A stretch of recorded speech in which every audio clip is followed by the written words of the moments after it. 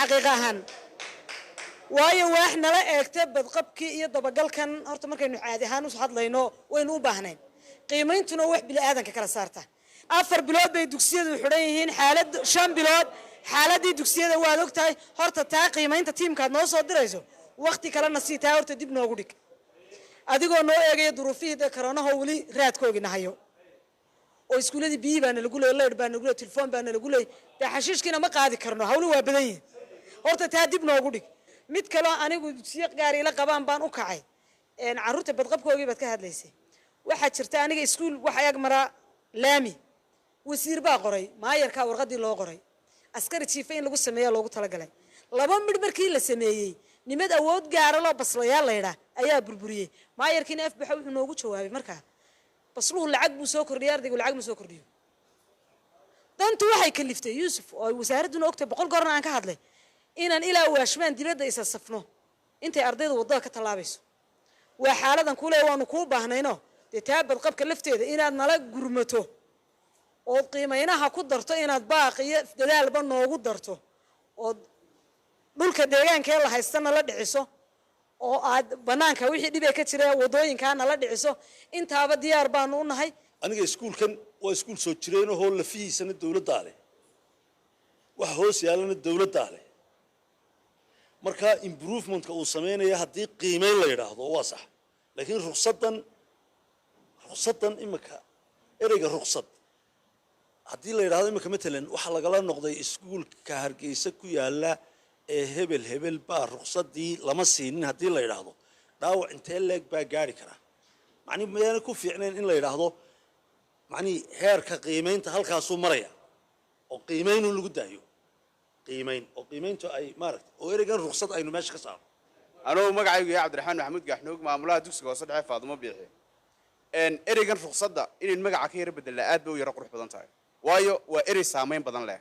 waayo qofku hadii uu iskuul bareefada joogo oo ruqsad la siiyo oo ruqsadii la siiyay uu wax ka qaldamaan dan wasaaraddu ay kala noqoto saameyn intee leeg bay yeelanaysaa ninka bareefadka ay meeshiisa uu laalaabanaya waanu iska xidhaya kiradiina uu ka baxaya ardaydiina iskuulka doontaa way qabanaysaa laakiin iskuulka dawladda ee la oranayo ruqsadii waa laga noqday saameyn intee leeg bay noqonaysaa anigoo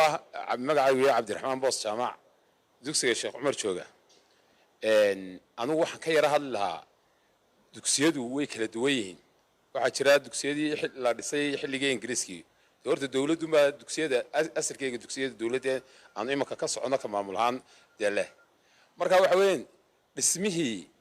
dugsiyada qaar baa repairing u baahan oo dawladda uga baahan ugama baahno maamulaha hadii la yiraahdo ruqsadiisii way xumaatay ama waa caynka maamulin shaqo kuma leh maamulu wuxuu ahaa isagu hawlihii gudihiisa nadaafadiisii sanitationkiisii waxyaabihiisan ayuunbuu qabanaya marka aad waxaan u jecelahay horta aniga canab diiriyahan in maxay hayday waraaqihiina la siin jiray foomamka ahaa la siiyo si loo fahmo iyadoo cadaan ah intaas baan hayano 7 bisha wixii ka dambeeya iskuul kasta waa in la tago oo la soo eego ayaan isku dadaalayna koox baa imanaysa iskuulka qiimeynaysa suuliyaday galaysa nadaafadda eegaysa fasalada eegaysa markaasay warbixinta ka qorayaan waliba tiimkaygana waxaan ka codsanayaa in warbixinta ka qorteen marka ka qortaan koobi siisaan maamulaha koobi si aan wixii uu transparent u noqdo waxaan ka qornayba ay u noqdaan wax daahfuran in koobi la idisiiyo waxay taa meelaha iska hagaajinayso lagu sheego lagu dhaho meelahaas waa ka liitaan waxa keenaysaan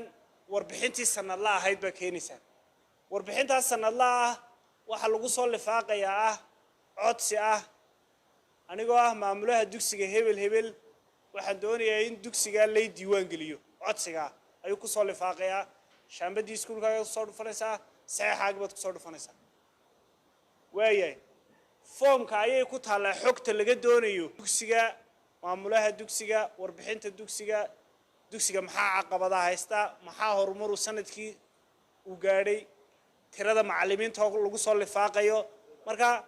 tirada ardayda shaxda tirada ardayda la soo buuxinayo waxa soo dhami waxa ku yaalan maxay foomkay ku yaalan markaad inta soo samayso foomka ka soo shaqeyso codsigaana ku soo lifaaqdo xafiiska waaxda hantida waxbarashada ee gobolka ayay siga keenaysaa intaa marka la sameeyo xafiisku wuxuu samaynayaa wuu qiimeynayaa iskuulkaagiiba la tegayaa iskuulkaagii maxamuud axmed cali xogtiisii uu soo buuxiyo waa la tegayaa ama tusaale ahaan iskuulku doonaba ha ahaado iskuulku sidee buu u caawinayaa in ilmihii yimi isagoo bad qaba oo nabadgelyaah uu goobtiisii ku noqdo xaafadiisii ma ka turjumayaa in environmentka ama deegaankaasi yahay deegaan ilmaha badqabkiisa ilaalinaya miyuu yahay mise maaha marka unitkaasi waxaa loo qaybiyaa waxaa jira laba qaybood oo la yidhaaho child rights iyo child protection rightsku waa wixii la xidhiidha waxbarashadiisa caafimaadkiisa hoygiisa waxaasoo dhan baa rights ilmihii ma helay waa right markaa rightskaasoo dhan waaxyaha kala ka shaqaynaya laakiin waaxdeedanu waa qaybta protectionkay kasoo gelaysa ayoo ah war ilmahani ma ku bad qabaa meesha deegaankiisu iskuulku environment deegaanka ilmaha maskaxiyan iyo jidh ahaanba u caawinaya miyuu yahay iskuulka laftigiisii baa la hubinayaa marka iskuulkii la hubiyo agabkii yaallay baa la hubinayaa macallimiintii dhigaysa baa la hubinayaa deegaankii waxbarashaa la hubinayaa marka macallinka markaa taa 10 macallin baad wixii dhiga 10kaaga macallin imisaa haysta dee certificate intaas imisaa certificate haysta ama shahaado haysta laakiin haysta shahaado tababar macallinimo ayaa haddana la isugu sii dhaadhacaya haddaanu tababar macallinimo haysan markaa in waqti la siiyo macallinkii oo la yidhaaho muddada intaa leeg ku soo dhammaystiro maxay inaad ku gal kulliyad tababar macallinimo kadib soo qaado markay ugu yar tahay diblomo tababar macallinimo markaa imika waxaan ka wada hadli doonaa uun 3 qodob oo ugu muhiimsan oo 3daa ugu horeeya kan kala qiimeynunbuu qodobka afraad qiimeynta